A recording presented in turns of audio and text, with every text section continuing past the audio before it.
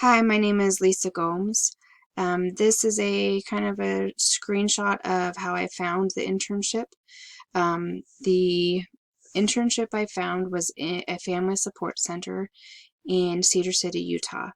And how I found it was I contacted several other places to try to find if they needed me to work for them, and I never heard back. So I contacted the internship specialist for a current job I'm at, which is at a school district, and she said she knew of one that would be at the Family Support Center here in Cedar City, Utah. So she gave me the information for this Family Support Center here in Cedar, and I emailed her, and her name was Connie. And my responsibilities were I was helping at something called the Family Fun Night, which is where they have families who have adopted children. They are invited to come drop their kids off, and then they were able to go to a date night, a movie, or something like that. So for 3 hours, we watched their children, and we played with them, and had games, had pizza. We kind of had a lot of fun. We also did some in-home respite care.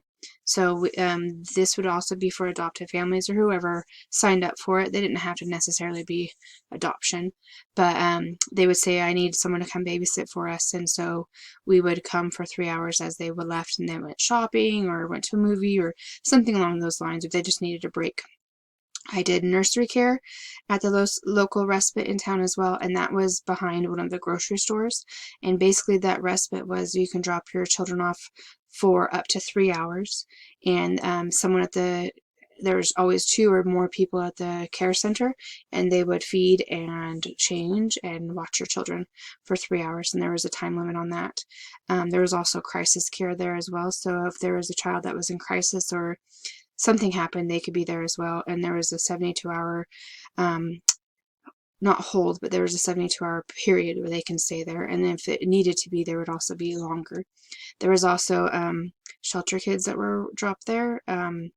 Moms who couldn't take care of their babies, they would take them there, and then we'd find a place for them. I helped with some paperwork when needed. I organized and cleaned some of the toys in the area. I made the beds at the respite, the nursery is what we call it. There was 2 rooms there, and they had 3 bunk beds in each. So I made some of those beds. I vacuumed. They also had a fogger, and this was around COVID time or just finishing up COVID time. They had a fogger that I would use, and I kind of put out like a little bit of bleach in water, and we just fogged everything with that.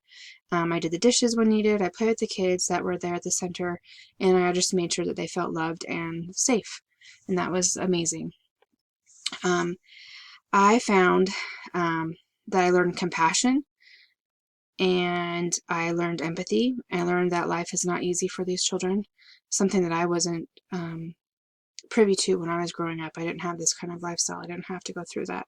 I learned that they deserve love despite the trauma and issues they endured.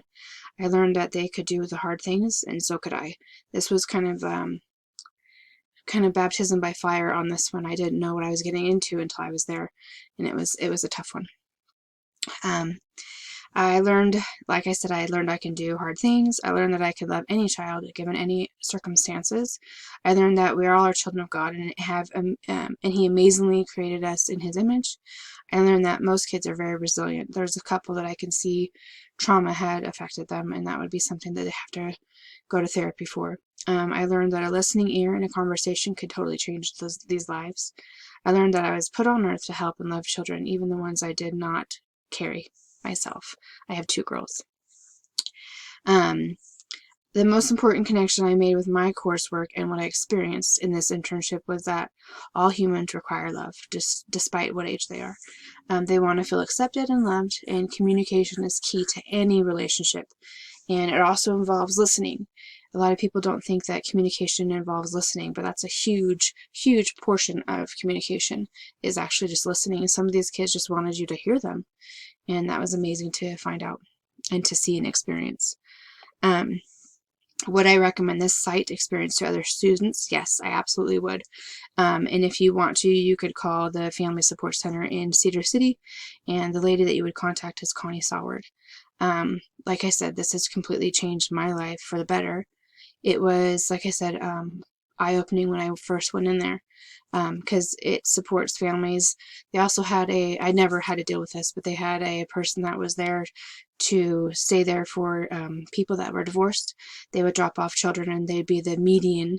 So one would drop them off, one parent would drop them off, and then they'd wait 15 minutes, and then the other parent would come and pick their kids up that were experiencing a divorce, or there was nothing that was amicable, or there was tension there. So there was no further tension, and that was amazing to see. I didn't know that was offered. There's all kinds of resources there. They had tons of coats for anyone. Anyone could walk in and say, I need a coat for such child or whatever. They had detergent that was dropped off. They had a lot of donations that were delivered and given. The other day there was a crib that was donated and a mattress, brand new. They just had a ton of donations, a lot of resources. They had parenting information that was available, and that is really, really important. They had just recently we participated in a fair for autism, so they had us there, and so we were able to convey our services to those people that had children that were autistic and didn't really have anywhere to turn, and this would completely apply. So if they were overwhelmed with their autistic child, they could say, I need to schedule my child to be there for 3 hours. I just need a break. I don't want him triggering, or I just need a break. I feel like something might happen and I don't want to do anything to my child. Something like that. And so that was amazing to see. And there's also a mentor, the mentorship that people were able to do. So they wanted children, or kids, I should say, 18 and up, that they could donate their time. It could be like an hour or two every week or whatever, and almost like the brother and sister program, similar to that. And they would donate their time, and they can go pick up a child that was in this mentor program and hang out with the kid, take them to the park, or go bowling, or something along those lines.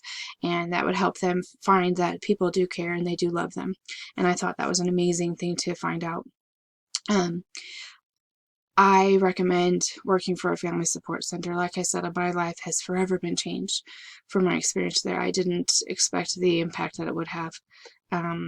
It was a blessing to be able to work there and be able to experience it.